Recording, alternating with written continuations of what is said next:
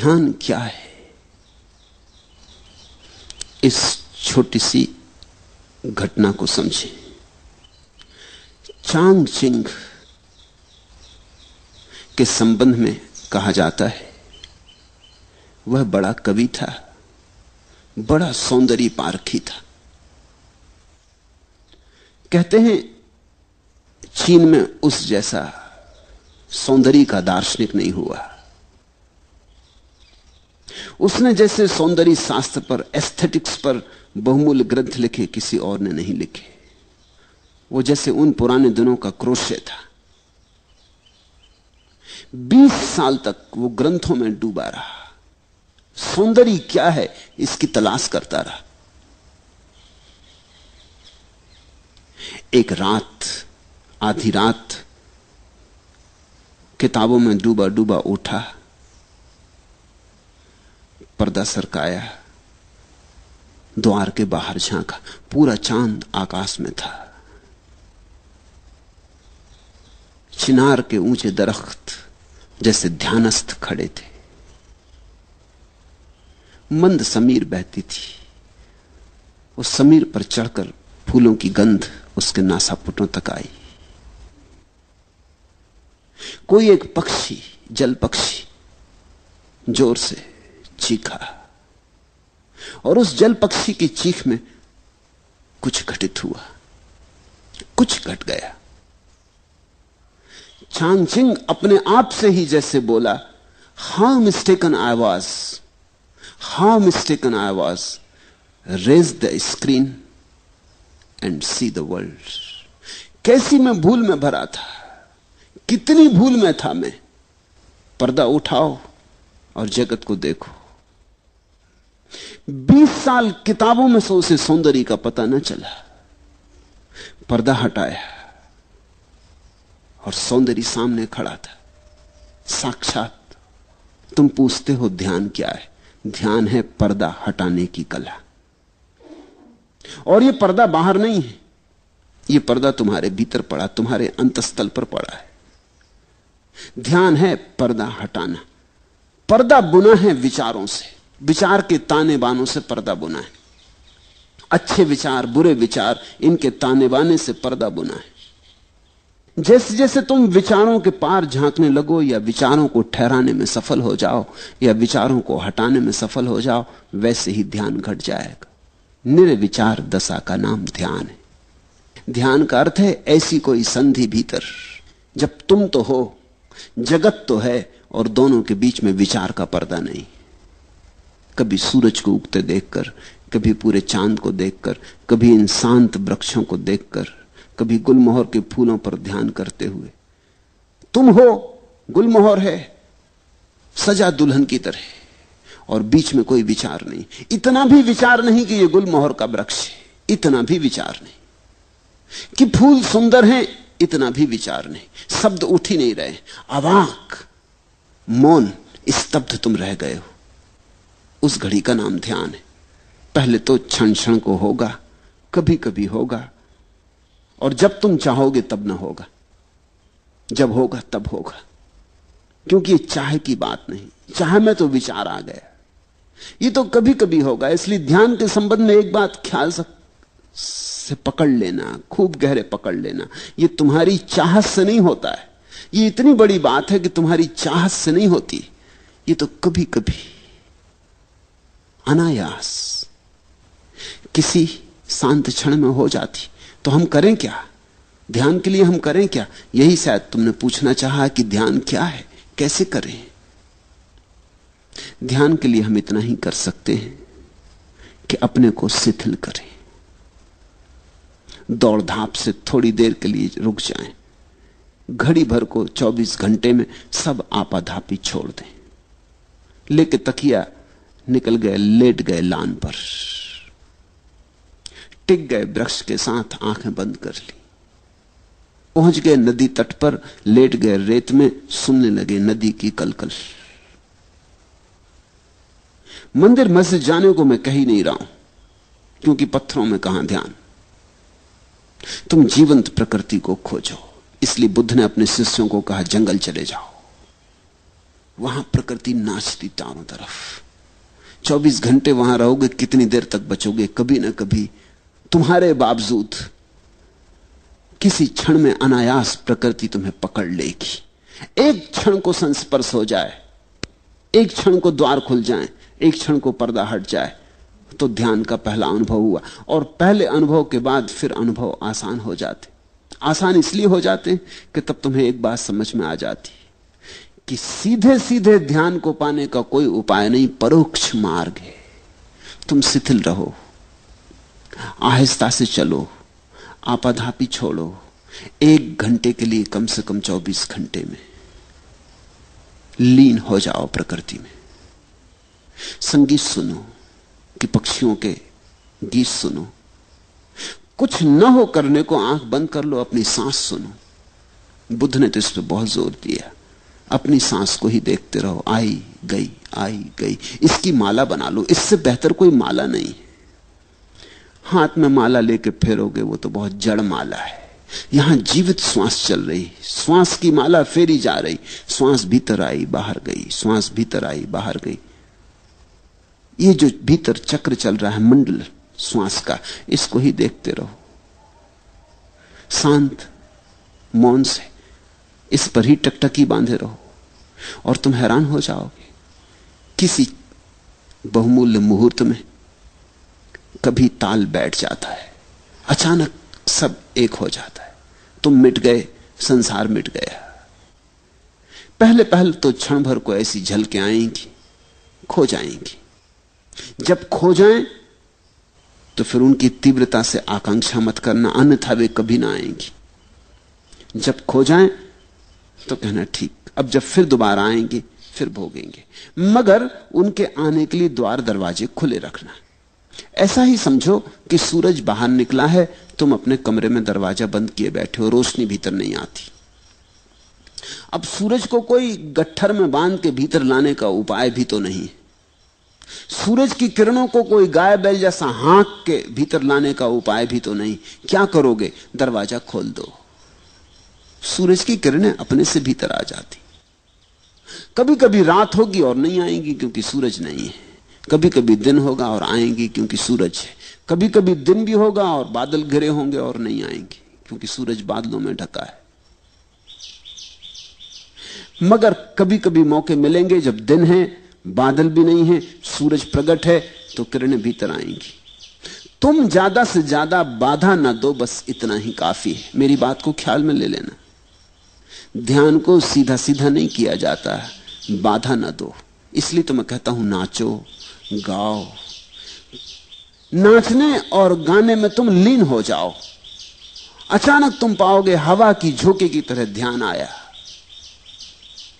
तुम्हें नहा गया, तुम्हारा रोआ रोआ पुलकित कर गया, ताजा कर गया। धीरे धीरे तुम समझने लगोगे इस कला को। ध्यान का कोई विज्ञान नहीं है, कला है। धीरे धीरे तुम समझने लगोगे कि किस घड़ियों में ध्यान घटता है। उन घड़ियों में मैं कैसे अपने को खुला छोड़ दूं। जैसे ही तुम इतनी सी बात सीख गए, तुम्हारे हाथ में कुंजी आ गई। इसे इस तरह प्रयोग करो। कभी रात नींद खुल गई है, बिस्तर पे पड़े हो,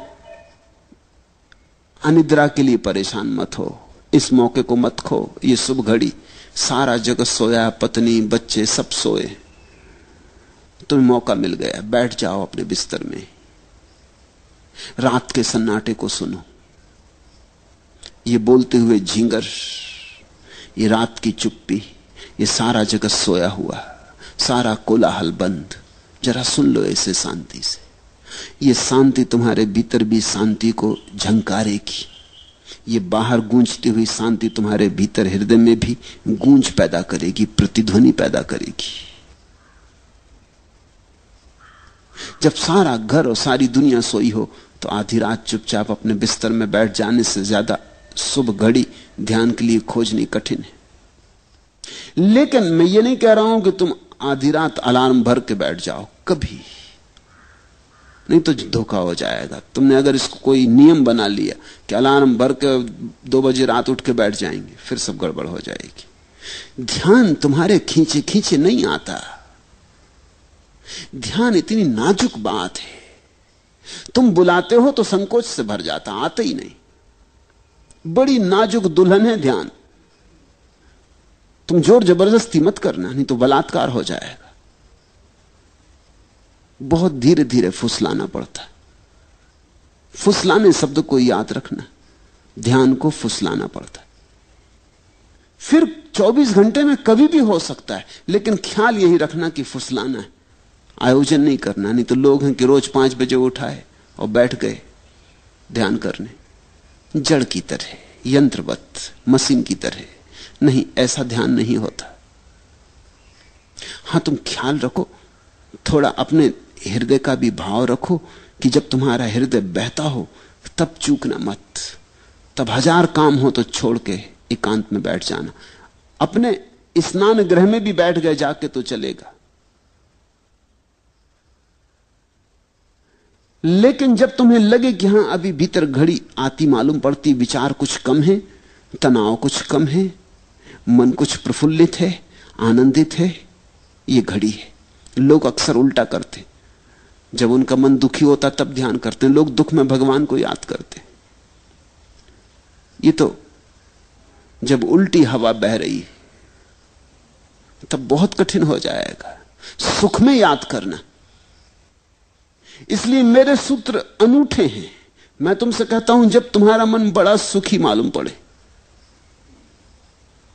कोई मित्र घर आया है, बहुत दिनों बाद मिले, गले लगे, गपशप हुई है, मन ताजा है, हल्का है, खूब प्रसन्न हो तुम, इस मौके को छोड़ना मत। बैठ जाना एकांत में। इस घड़ी में सुख का सुर बज रहा है, परमात्मा बहुत करीब है। सुख का अर्थ ही होता है जब तुम्हारे जाने अनजाने परमात्मा करीब होता है, चाहे जानो चाहे ना जानो। सुख जब तुम्हारे भीतर बजता है तो उसका अर्थ हुआ कि परमात्मा तुमसे बहुत करीब आ गया। तुम किसी अनजाने मार्ग से घूमते घूमते परमात्मा के पास पहुंच गए हो। मंदिर करीब है, इसलिए सुख बज रहा है। इस घड़ी को चूकना मत। इस घड़ी में तो जल्दी से खोजना, कहीं किनारे पर ही, हाथ के बढ़ाने से ही मंदिर का द्वार मिल जाएगा। लेकिन लोग दुख में याद करते, सुख में भूल जाते। दुख में तुम मंदिर से बहुत दूर पड़ गए हो, अनंत दूरी है। दुख में तो भरोसे नहीं आता कि ईश्वर हो भी सकता है। दुख में कहां भरोसा आ सकता है? दुख में तो ऐसा लगता है संसार में कोई नहीं है। दुख में तो ऐसा लगता है कि ये कोई शैतान चला रहा है संसार को, कोई दुष्ट। दुख में तो ऐसा लगता है कि समाप्त कर लो अपने को। न कोई कृतज्ञता, न कोई धन्यवाद का भाव उठता। दुख में कैसे उठे? लेकिन लोग दुख में मंदिर जाते, मस्जिद जाते, भगवान को याद करते, प्रार्थना करते, और सुख में भूल जाते। और मैं तुमसे कहता हूं, सुख में ही घटता है। सुख के क्षण में ही तुम करीब से करीब होते हो। उस समय सरक जाना, उस समय लेट जाना जमीन पर, साष्टांग रख देना सिर भूमि पर, ठंडी गीली लान पर लेट जाना, आंख बंद कर लेना। उस क्षण सोच लेना अपने को कि मिल रहे पृथ्वी के साथ, एक हो रहे पृथ्वी के साथ, और तुम पाओगे कभी कभी आ जाती लहर, तरंग की तरह तुम्हारे भीतर प्राणों में कुछ कब जाता, कोई नई बीन बजती। धीरे धीरे पहचान हो जाएगी, और धीरे धीरे तुम्हें कला आ जाएगी। तुम धीरे धीरे पहचानने लगोगे कि कब इसके होने के क्षण होते, कैसी दशा होती तुम्हारी जब ये निकटता में घट जाती है बात, और कैसी दशा होती है तुम्हारी जब ये मुश्किल होती है बात। फिर तुम पहचान पे पड़ जाओगे। तुम्हारी आत्मविज्ञा, तुम्हारा प्रतिभिज्ञा, तुम्हारी पहचान धीरे धीरे साफ होने लगेगी। पहले तो अंधेरे में टटोलने जैसा है, मगर ध्यान घटता है। और कभी कभी तो उन लोगों को भी घटता है जिन्होंने ध्यान के संबंध में कुछ सोचा ही नहीं। अधार्मिकों को भी घटता है, क्योंकि ध्यान की कोई शर्त ही नहीं है। छोटे बच्चों को घट जाता है, छोटे बच्चों को ज्यादा घट जाता है जब बजाय बड़ों के। तितली के पीछे भाग रहा बच्चा, सुबह का सूरज निकला, भागा जा रहा तितली के पीछे, सब भूल जाता है, तितली ही सब हो गई, उसे याद ही नहीं रहती, खुद भी तितली जैसा उड़ा जा रहा। उस घड़ी ध्यान की झलक मिल जाती। लोग जीवन भर याद करते हैं कि बचपन में बड़ा सुख था। किस सुख की याद है ये? क्या तुम सोचते हो बचपन में तुम्हारे पास बहुत धन था? नहीं था, जरा भी नहीं था। 2-2 पैसे के लिए रोना पड़ता था, 1-1 पैसे के लिए बाप और मां के मोहताज होना पड़ता था। धन तो नहीं था। कोई बड़ा पद था? कहां से होता पद? सब तरह की झंझटें थी। स्कूल कारागृह था, जहां रोज रोज बांध के भेज दिए जाते थे, जहां बैठे बैठे सिवाय परेशान होते थे, कुछ समझ में ना पड़ता था, और हर कोई दबा देता था, बल भी नहीं था, हर एक छाती पे सवार था। तो बचपन में सुख कैसा था? न धन था, न पद था, न प्रतिष्ठा थी, न कोई सम्मान देता था। सुख हो कैसे सकता था? सुख कुछ और था। तितलियों के पीछे भागने में ध्यान की किरण उतर आई थी, सागर के किनारे शंखसीप बीनने में परम आनंद का क्षण उतरा था। कंकड़ पत्थर बीन लाए थे और समझे थे कि हीरे ले आए, और किस चाल से मस्त होकर आए थे। कुछ भी न था हाथ में, लेकिन कुछ ध्यान की सुविधा थी। मेरे देखे बचपन में ध्यान के अतिरिक्त तो और कोई सुख नहीं है। तुम भूल गए हो, तुम्हें इतनी भर याद रही कि बड़ा सुख था। अगर तुमसे कोई पूछे कि बताओ क्या क्या सुख था, तो तुम मुश्किल में पड़ोगे। और ध्यान की तो तुम्हें याद ही नहीं, ध्यान शब्द ही अपरिचित हो गया है। बच्चे को ऐसा पता भी नहीं था कि यह ध्यान है, पर पता होने से क्या होता है? तुम्हें पता हो कि सोना है या नहीं, इससे क्या होता है? सोना सोना है। जैसे जैसे तुम बड़े होते गए, वैसे वैसे ध्यान छूटता गया, क्योंकि तुम विचारों में ज्यादा पढ़ते गए। विचार का शिक्षण दिया गया है, स्कूल, कॉलेज, यूनिवर्सिटी सब विचार सिखाते। अभी तक मनुष्य जाति का ऐसा अभागापन है कि कोई विश्वविद्यालय ध्यान नहीं सिखाता। विचार, धीरे धीरे तुम विचार से भरते गए, चिंताएं चिंताएं। तुम चूक ही गए वो छोटे छोटे क्षण जब पर्दा हट जाता था, अपने से हट जाता था। तुमने देखा बच्चे कैसे प्रमुदित मालूम होते हैं, छोटे छोटे बच्चे जिनके पास कुछ भी नहीं है, कोई कारण नहीं प्रसन्न होने का, अकारण प्रसन्न है। वो अकारण प्रसन्नता ध्यान है। देखा एक छोटा बच्चा अपने झूले में पड़ा है, कुछ नहीं चूसने को अंगूठा चूस रहा है, और कैसा प्रसन्न मालूम होता है। ऐसा प्रसन्न मालूम होता है कि सिकंदर भी ना रहा होगा प्रसन्न, अकबर और अशोक भी ना रहे होंगे ऐसे प्रसन्न, बड़े से बड़े साम्राज्य के मालिक ऐसे प्रसन्न ना रहे होंगे। इसके पास कुछ भी नहीं, या तो अपने हाथ का या पैर का अंगूठा डाले चूस रहा, लेकिन कुछ घट रहा है। अभी पर्दा खुला ही है, अभी विचार उठते ही नहीं, अभी भीतर की वीण बज रही है। यहूदियों में एक कथा है कि जब कोई बच्चा पैदा होता है तो देवता आते और उस बच्चे के सिर पे हाथ फेरते, ताकि वो भूल जाए उस सुख को, जो सुख परमात्मा के घर उसने जाना था। नहीं तो जिंदगी बड़ी कठिन हो जाएगी। दयावश ऐसा करते हैं, नहीं तो जिंदगी बड़ी कठिन हो जाएगी। अगर वो सुख याद रहे तो बड़ी कठिन हो जाएगी तुलना में। तुम फिर कुछ भी करो व्यर्थ मालूम पड़ेगा। धन कमाओ, पद कमाओ, सुंदर से सुंदर पत्नी और पति ले आओ, अच्छे से अच्छे बच्चे हो, बड़ा मकान हो, कार हो, कुछ भी सान न मालूम पड़ेगा अगर वो सुख याद रहे। तो यहूदी कथा कहती है कि एक देवता उतरता करुणावश और हर बच्चे के माथे पे सिर हाथ फेर देता है। उस हाथ के फेरते ही पर्दा बंद हो जाता, उसे भूल जाता परमात्मा, सुख भूल गया। फिर ये जीवन के दुखों में ही सोचने लगता है सुख होगा। उस पर्दे से खोलना है जो देवताओं ने बंद कर दिया। मुझे तो नहीं लगता कि कोई देवता बंद करते, देवता ऐसी मूढ़ता नहीं कर सकते, लेकिन समाज बंद कर देता है। शायद कहानी उसी की सूचना दे रही। मां बाप, परिवार, समाज, स्कूल बंद कर देते हैं, पर्दे को डाल देते, ऐसा डाल देते हैं कि तुम भूल ही जाते हो कि यहां द्वार है, तुम समझने लगते दीवार है। ध्यान का अर्थ है इस पर्दे को हटाना और इसे अनायास होने दो, इसे कभी कभी तुम्हें पकड़ लेने दो। और जब तुम्हें यह तरंग पकड़े तो लाख काम छोड़ के बैठ जाना, क्योंकि इससे बहुमूल्य कोई और काम ही नहीं।